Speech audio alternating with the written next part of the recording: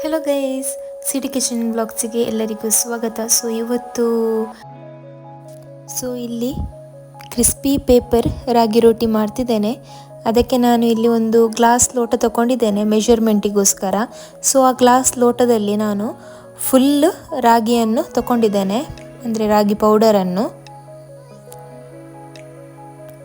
ನಿಮ್ಮ ಹತ್ರ ಬೇರೆ ಯಾವುದು ಮೆಷರ್ಮೆಂಟ್ ಕಪ್ಸ್ ಎಲ್ಲ ಇದ್ದರೆ ಅದನ್ನು ಯೂಸ್ ಮಾಡ್ಬೋದು.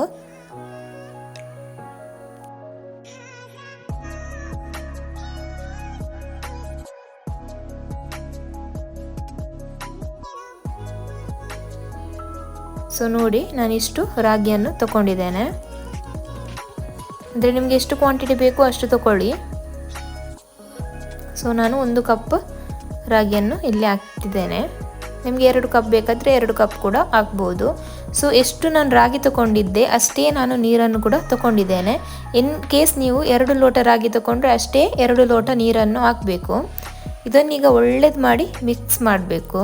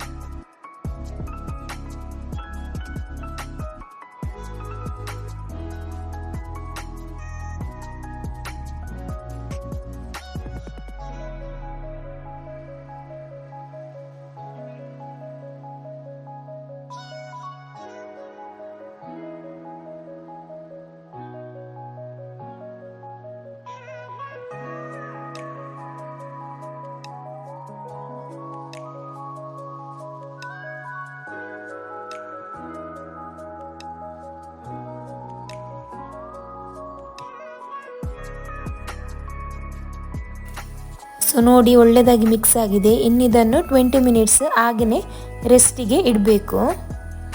ಹಾಗೆಯೇ ನಾನು ಅಲ್ಲಿ ಬ್ಯಾಟರ್ ರೆಡಿ ಮಾಡುವಾಗ ಇಲ್ಲೊಂದು ನವಿಲು ಕುಣಿತಾ ಇತ್ತು.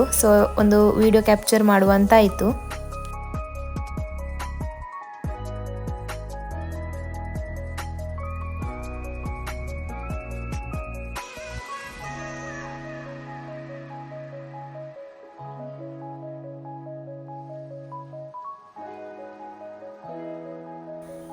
ಈಗ 20 ನಿಮಿಷ ಆಗಿದೆ, ನೋಡ್ಬೋದು. ಇದನ್ನೀಗ ಒಮ್ಮೆ ಮಿಕ್ಸ್ ಮಾಡಿ.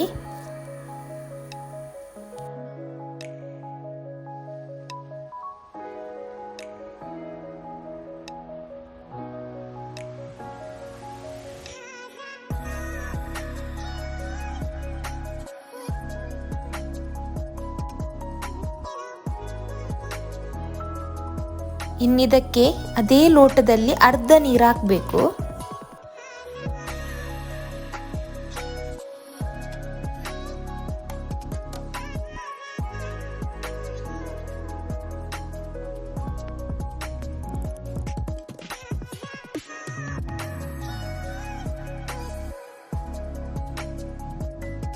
ಇದಕ್ಕೆ ಸ್ವಲ್ಪ ಉಪ್ಪು, ಹಾಗೇನೆ ನಾನಿಲ್ಲಿ ಸ್ವಲ್ಪ ಮ್ಯಾಗಿ ಮಸಾಲ ಕೂಡ ಹಾಕ್ತಿದ್ದೇನೆ. ನಿಮಗೆ ಚಾಟ್ ಮಸಾಲ, ಚಿಲ್ಲಿ ಪೌಡರ್ ಎಂತ ಉಂಟು ಅದು ಹಾಕ್ಬೋದು. ನಾನಿಲ್ಲಿ ಸ್ವಲ್ಪ ಮ್ಯಾಗಿ ಮಸಾಲವನ್ನು ಹಾಕ್ತಿದ್ದೇನೆ.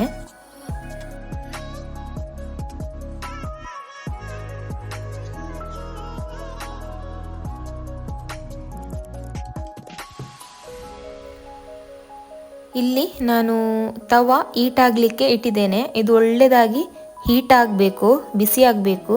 ಇಲ್ಲಿ ಎಣ್ಣೆ ಎಲ್ಲ ನಾನು ಎಂತ ಹಾಕ್ತಿಲ್ಲ. ಇನ್ನು ಬ್ಯಾಟರನ್ನು ಒಳ್ಳೇದು ಮಾಡಿ ಮಿಕ್ಸ್ ಮಾಡಿ ಒಮ್ಮೆ ಹಾಕಬೇಕು.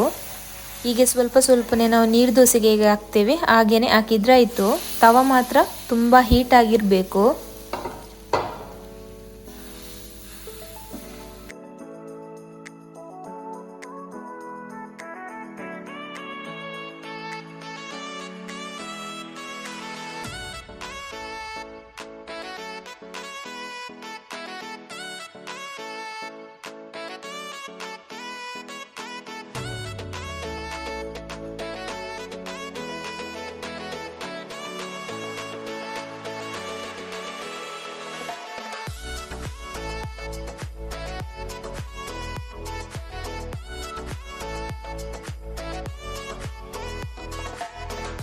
ಇನ್ನಿದನ್ನು ಒಳ್ಳೆಯದಾಗಿ ಫ್ರೈ ಆಗಲಿಕ್ಕೆ ಬಿಡುವ. ಅಷ್ಟರ ತನಕ ಏನು ಮುಟ್ಲಿಕ್ಕೆ ಹೋಗಬೇಡಿ ಅದನ್ನು. ಅದು ಸೈಡಿಂದ ತನ್ನಷ್ಟಕ್ಕೇ ಅದು ಎದ್ದೇಳ್ತದೆ. ಮತ್ತೆ ಒಳ್ಳೆಯದು ಕ್ರಿಸ್ಪಿ ಆದ ನಂತರ ನೀವು ಮಧ್ಯದಲ್ಲಿ ಅದನ್ನು ತೆಗಿಲಿಕ್ಕೆ ಅಂತ ಹೋದರೆ ಅದೆಲ್ಲ ಹುಡಿ ಹುಡಿ ಆಗ್ತದೆ, ಸಾಫ್ಟ್ ಇರುತ್ತಲ್ಲ ಅದಕ್ಕೋಸ್ಕರ. ಇದಕ್ಕೆ ನಾನು ಬೇರೆ ಯಾವ ಹಿಟ್ಟು ಕೂಡ ಹಾಕಲಿಲ್ಲ, ರಾಗಿ ಹಿಟ್ಟು ಅಷ್ಟೇ ಹಾಕಿದ್ದು. ಸೊ ನೋಡ್ಬೋದು ಈಗ ಹೇಗೆ ರೊಟ್ಟಿಯಾಗಿ ಪೇಪರ್ ಆಗಿ ಬಂದಿದೆ ಅಂತ. ತುಂಬ ಕ್ರಿಸ್ಪಿಯಾಗಿರುತ್ತೆ ಇದು. ನೀವು ಸ್ವಲ್ಪ 5 ನಿಮಿಷ ಮೊದಲು ತೆಗೆದ್ರೆ ನಿಮಗೆ ಸ್ವಲ್ಪ ಸಾಫ್ಟ್ ಆಗಿ ಸಿಗುತ್ತೆ. ನಿಮಗೆ ಕ್ರಿಸ್ಪಿ ಬೇಕಾದರೆ ಇಷ್ಟು ಒತ್ತಿಡಬೇಕು ನೀವು. ಸ್ವಲ್ಪ ಗೀ ಕೂಡ ಹಾಕ್ತಿದ್ದೇನೆ ಮೇಲೆ ನಾನು. ಗೀ ಮಾತ್ರ ಆಪ್ಷನಲ್, ಬೇಕಾದರೆ ಹಾಕ್ಬೋದು.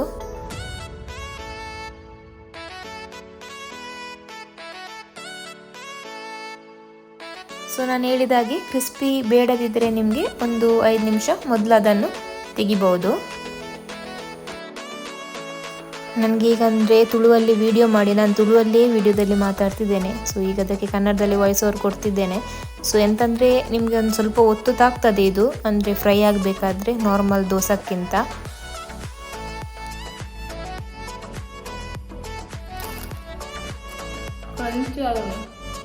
ಸೊ ನೋಡ್ಬೋದು ಎಷ್ಟು ಕ್ರಿಸ್ಪಿಯಾಗಿದೆ ಅಂತ. ಅಂದರೆ ನಾನು ಎಣ್ಣೆ ಎಲ್ಲ ಎಂತ ಹಾಕಲಿಲ್ಲ ಇದಕ್ಕೆ, ಜಸ್ಟ್ ಬ್ಯಾಟರ್ ಮಾತ್ರ ಹಾಕಿದ್ದು.